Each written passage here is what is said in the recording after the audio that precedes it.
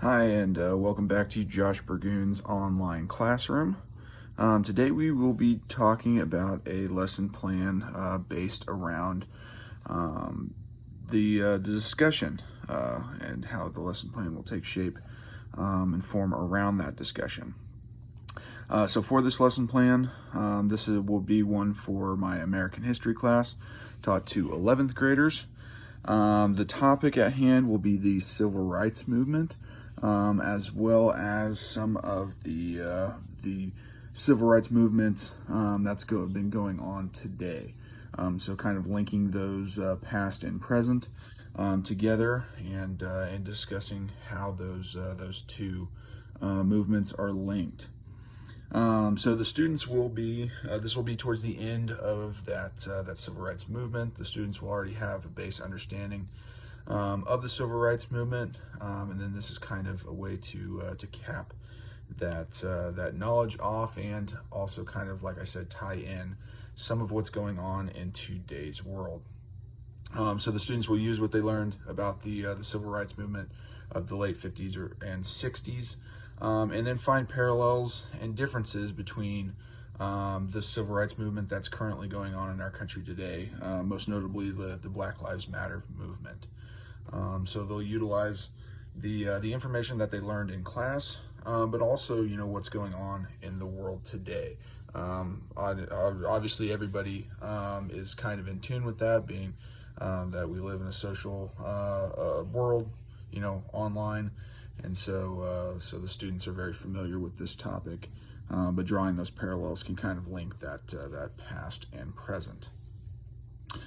So the objective of the discussion, of course, is to make sure that the students have an understanding of the topic that we're discussing in class, but also to allow them to discuss some of their thoughts and feelings about what's going on in today's social climate. So they would be utilizing the knowledge that they had gained from our unit, and then tying that into what's going on in today's world. For assessment, this would be a participation grade for the students. They would be given a grade based on their ability to participate, obviously, what they contribute to the discussion, but also there's a component of how they choose to discuss with their peers. Obviously, the civil rights movement, even in the 60s, was a very polarizing topic. It's still a polarizing topic for many in today's social climate, and so there needs to be a level of respect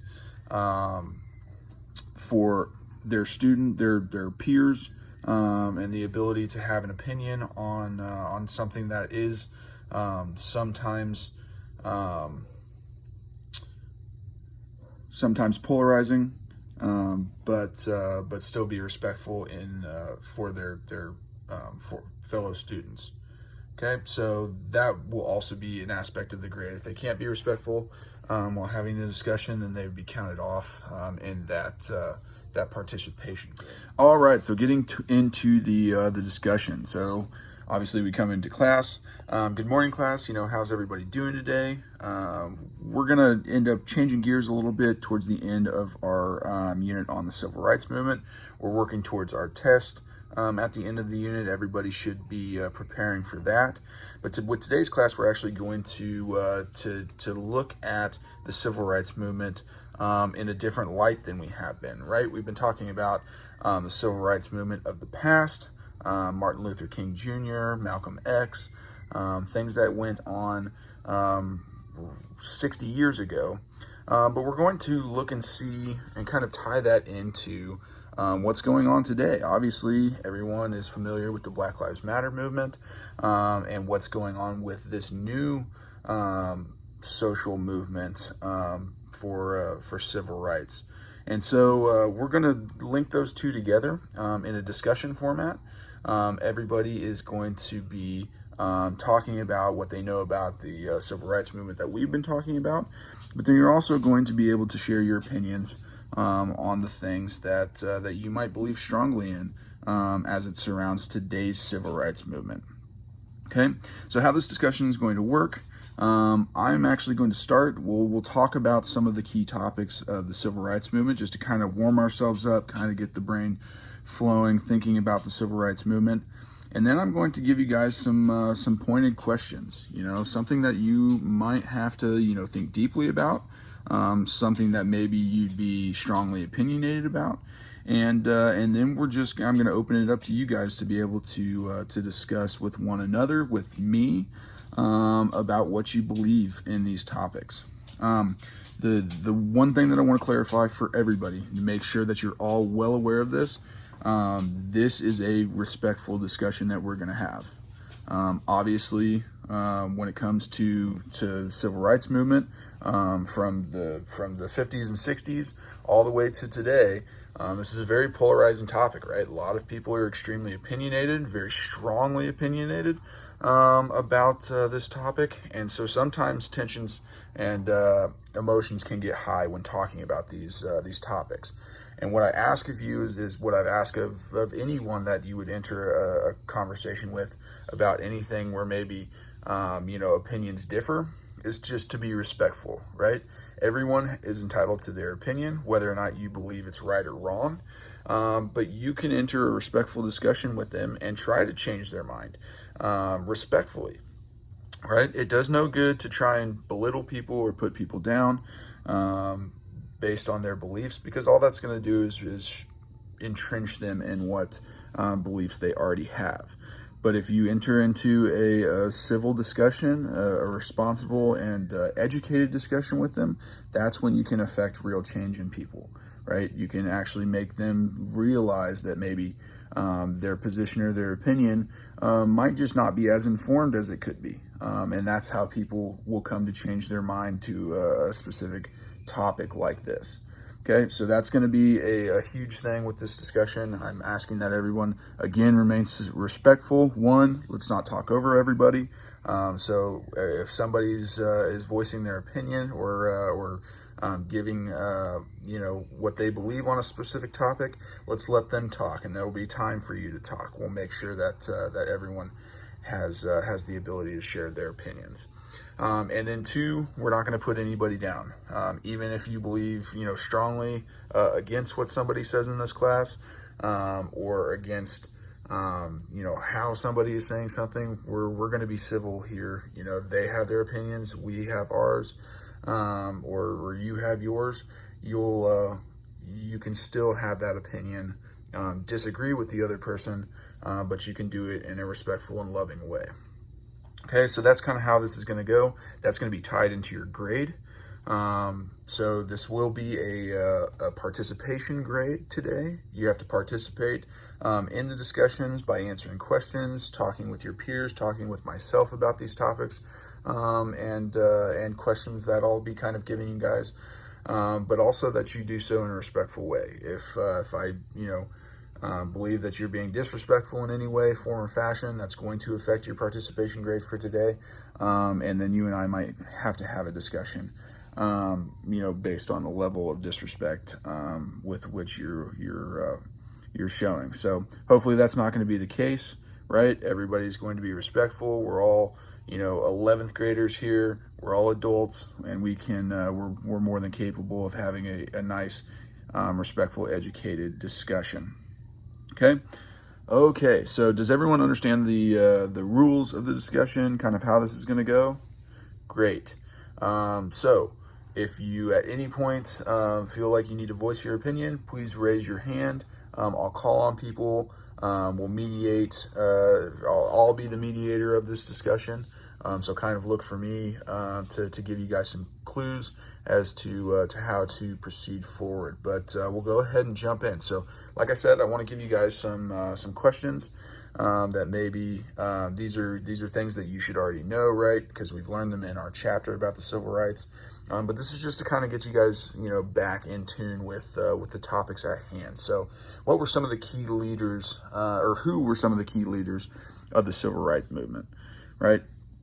We can think of Dr. Martin Luther King Jr., Malcolm X, Reverend Sharpton, all these people that we've discussed already in class. These are all kind of the key leaders to that civil rights movement. What was the civil rights movement trying to accomplish? They were trying to accomplish and gain the right to vote, right, for disenfranchised African Americans in the United States. Okay, what were some of the sacrifices that were made in support of the movement? Right, people were arrested. Right, people who were peacefully protesting at times were abused. There were people that lost their lives due to the civil rights movement. Obviously, one of the most famous was the face of the civil rights movement in Martin Luther King Jr., who was assassinated. So he actually paid the ultimate price for the civil rights movement. And lastly, how did America change after the movement? Right, so America was deeply changed, right? The civil rights movement, to some, could be deemed as a success, right? African Americans were given the right to vote. The Civil Rights Bill was passed, and there were many things that changed to benefit the people of color in the 1960s. Okay, so good. So awesome, you guys are doing great. Let's go ahead and we'll get the discussion going. So it's at this point that I would have the questions that kind of are designed to both tie in the civil rights movement of that we've been learning about, as well as the civil rights movement that's going on today. So I'm just going to go ahead and read these. Obviously, there would be a pause for discussion. Hopefully, the students then would kind of lead that discussion, right? Most of these questions are meant to kind of install, both students agreeing with each other. But again, these are very polarizing topics, and so some students might not agree. And hopefully, we'll be able to create a safe discussion environment in the classroom, so that students will feel safe enough to be able to voice those opinions, even if they might not be the popular opinion. And then, sometimes I, as the teacher, just to kind of keep the discussion moving, the debate moving, if you will interject, some devil's advocate opinions. Hey, maybe we think about this. Or some people think about this topic this way. What would you say to that? Just to keep the kids thinking and analyzing about these topics. So I'll go ahead and read the 6 or so questions that I have typed up for the discussion, just to give you an idea. Or I'll probably read like 4 or 5, just to give you an idea of kind of the style or kind of questions that I would be asking. So. The first one is, what is the civil rights movement of the 50s and was the civil rights movement of the 50s and 60s successful? Why or why not? Why do you think that what do you think today's movement, namely Black Lives Matter, what could they learn from the civil rights movement of the past? So what are some key things that maybe they could do similar or maybe different, to help their own movement? Okay, question 2, how do you think the leaders of the civil rights movement would lead today's civil rights movement? Would anything change from what's going on in today's movement? Why or what would change, or why would nothing change? Okay, question 3, how do you think the Black Lives Matter movement would have been received during the time of the civil rights movement, so namely the late 50s into the 60s? How would that movement have changed due to the time period? I think this question, again, gets the kids kind of thinking about the present versus the past. Another good question, kind of along those same lines, is how does technology change the way that people petition for change? Obviously, all of our kids are on social media, at least at the high school level.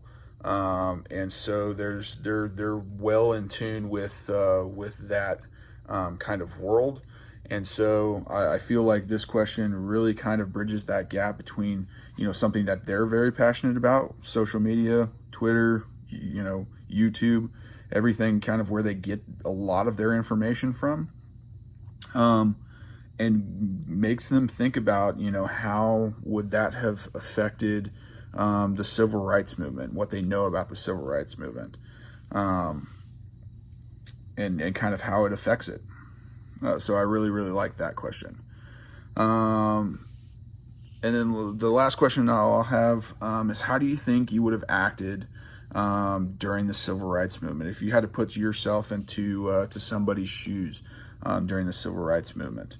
How do you think you would react to today's movement? Some of you may be involved in some form or fashion in today's movement. But do you see yourself as a supporter, as somebody that, would be an activist, or maybe somebody that disagrees with the movement? So all things, you can position yourself however you see fit, depending on what your opinion is, but kind of how, you would react to those movements. So it'd be, I feel like have a fairly lengthy discussion with, those 5 to 6 questions that I've got there. The kids can kind of drive the discussion after I pose those questions, but we'd keep the discussion moving along as one question or one topic would kind of start to die down. I would interject another question to kind of keep the ball rolling. So to kind of, and that's how we would wrap up the discussion. One thing, I'm not sure if I mentioned to this point, but one thing that I would introduce at the beginning is, after the discussion, the students are all going to be given a slip of paper, and this would kind of be my exit ticket for class that day, or bell ticket. I've heard it called before, but for today, they're going to write down one topic or one belief or one opinion that they heard in the class, or heard some of their peer talk about, or me talk about, but that maybe changed their way of thinking about that specific topic. It doesn't have to be that they changed their mind on it, but maybe they just heard a new discussion or a new way to think about that specific topic, but that it kind of got them thinking, or changed their opinion on it even.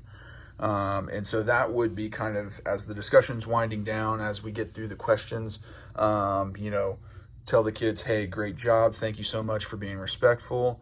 I felt like we had a really good discussion about both the topics that we've been learning about, but also, what's going on in the world today, which is also very important. And then I would hand out the slip of paper that they could then take the last 10 minutes or so of class to write that out, and that would kind of be their exit ticket for the day. And that would ultimately be the class period, the lesson plan. I feel like this would be a good lesson plan to kind of get the kids thinking about diversity, inclusiveness in the classroom. It gives them an opportunity to voice their opinions. A lot of high school kids are very opinionated on things, but they're not always given the avenues to be able to voice those opinions in a safe environment. So making sure that the students understand, that it's okay to have a strong opinion on something, even if it may not be a popular one, and that, their peers, are going to be respectful to their opinions, even if they disagree with them. So really letting the kids know that, after a good classroom discussion, how proud you are of them to that they were adult enough to be able to do that. And hopefully that they carry that into their, the rest of their lives. Because that's one thing that, I think many of us could agree, a lot of people struggle with having, civil discussions and respectful discussions, especially in the world of, social media and with all the polarizing things that are going on in our world today. So that's how we wind down class, and I hope you really like this this lesson plan.